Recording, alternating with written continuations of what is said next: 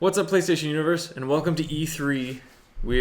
Show hasn't technically started yet, but Adam and I, we got to go into a Ubisoft event on this Sunday before the Bethesda conference. Yes. And we got to check out a couple of pretty big games that are coming out. Mm-hmm. And the first one we want to talk about to you is the newly announced Watch Dogs 2.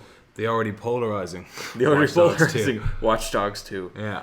So I guess to take it back for a little bit, what's your experience of the original game? Yeah, obviously. I did not play the first one at all. I've seen a bunch of videos and stuff in the past and other people playing it, but yeah, I think the main thing that stuck out with that was not even the game itself, but just the way Ubisoft handled the whole pre-release, just kerfuffle over downgraded graphics and the extent of the hacking in the game, and just showing the game frankly far too early. And then just never living up to its hype. That was really mishandled because I was excited for it at the beginning when it started off. When it first was announced, and then it was like, was it a year and a half or 2 years or something? I think it was around 2 years. Before it came out, and I just was so tired of hearing about it at that point. And part of it was that as you can see on my shirt, I like Chicago, and I was super excited about a game that was going to be in Chicago, exploring the streets of Chicago, and then it was like half a block of Chicago, and it was like it was really it scaled down for like obvious reasons because the game never would have come out if it was an exact replica of Chicago.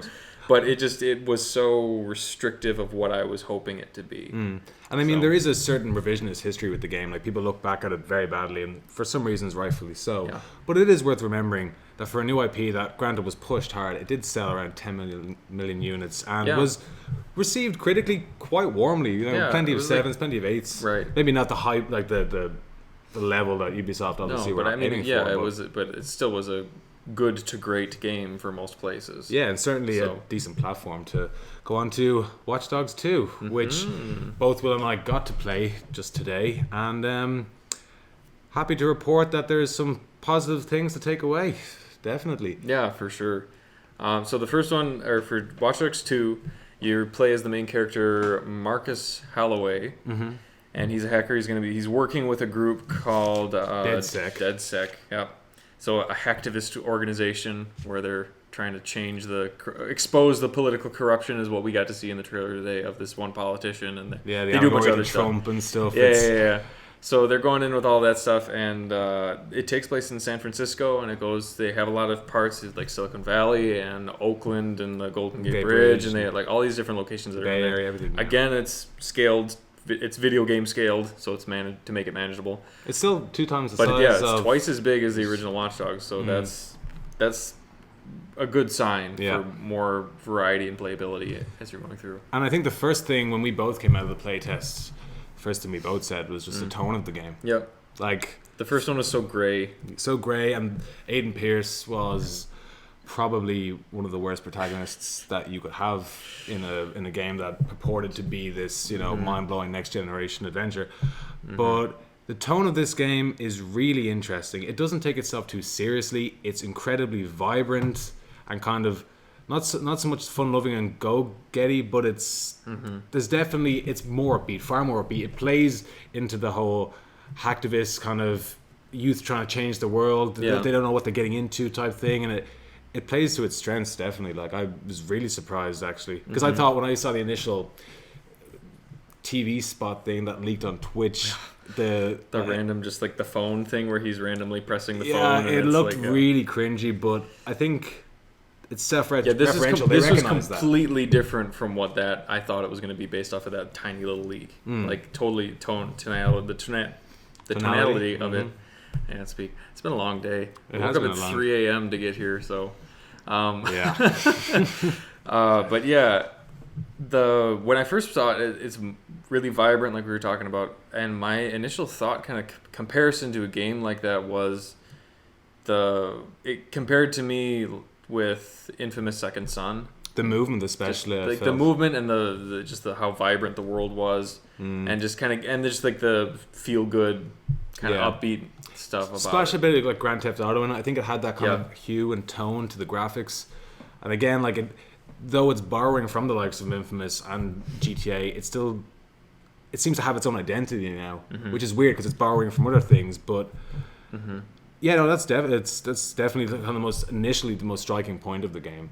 And then I guess from a gameplay point of view, the hacking. Yeah, more.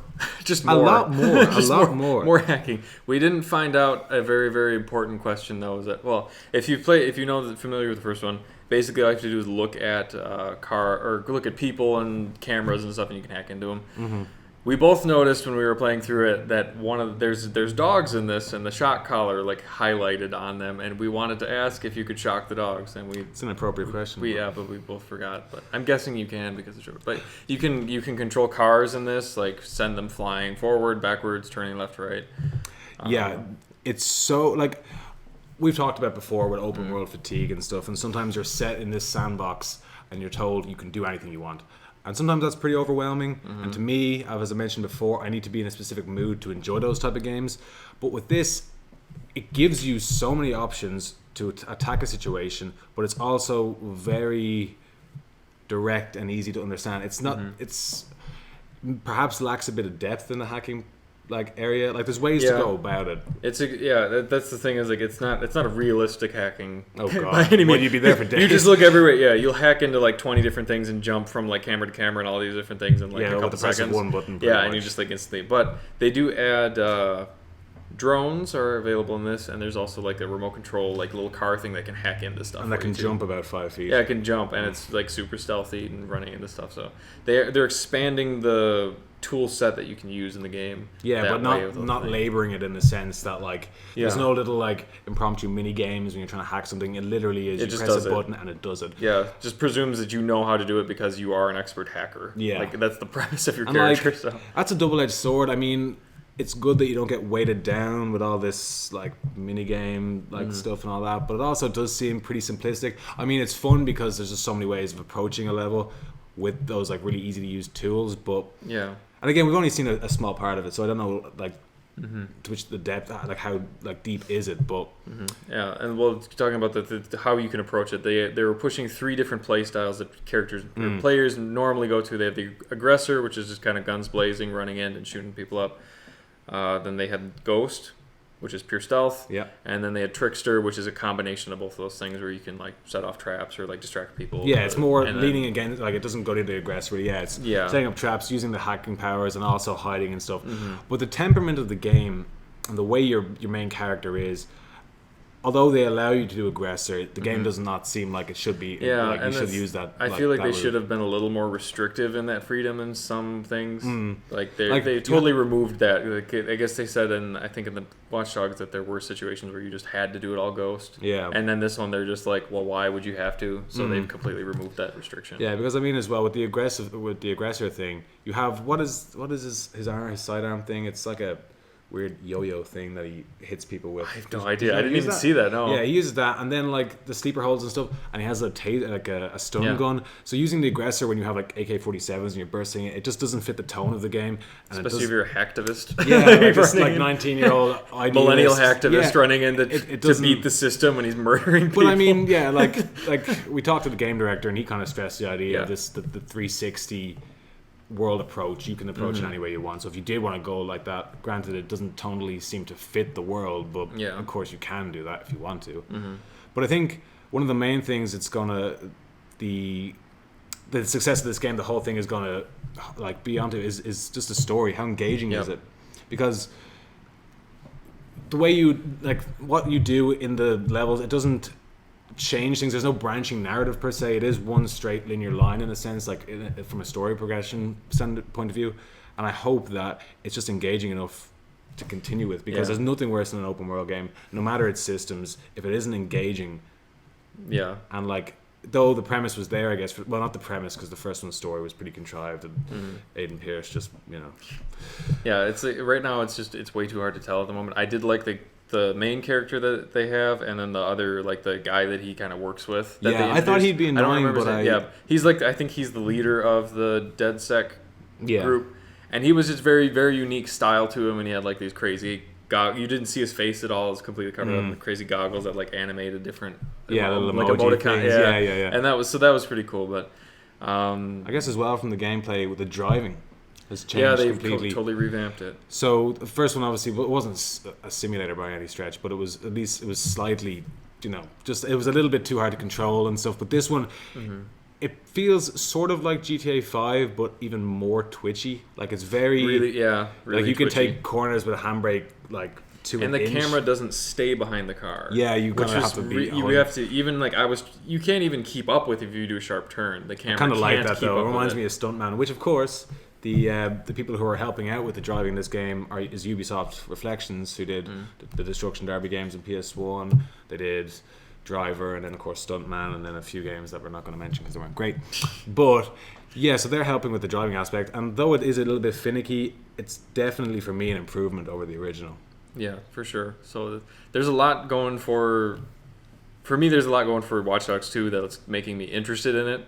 I don't know if I'm necessarily at the excited point. Yeah, we've been burned before, so yeah. So it's like it's showing a lot more promise. Than certainly, the first one yeah, did, it's for got sure. its own identity, And it's also longer than the original Watch Dogs. There's a little tidbit for yeah, you. I said that. So, and we actually don't even have to wait that long until Watch Dogs, even though it just got announced. It's going to be hitting shelves at a target date of November 15th later this year. So Yeah, and there's some online modes to be teased. It seems like they're oh yeah, we didn't even talk about the co-op. yeah, like they didn't go into much detail about the co-op, but Yeah. maybe you can give a quick. Yeah, they basically they're going to have specific events. It's not going to be every mission, but you can play together with another person. Right now, they have 2 people that can work together. They were saying they're looking, or they want to do more than 2. Yeah. They didn't give any kind of numbers specifically, but you can work together, do stuff, team up with missions, or you just kind of have fun messing around. Yeah, and they're bringing back the one from the original where like people can invade your game. Yeah, And it's a so they're doing the type. PvP thing again, where you can hack into the people's games, but they said they weren't ready to talk about PvP modes in this game. A lot of But the then they questions said that they were going to bring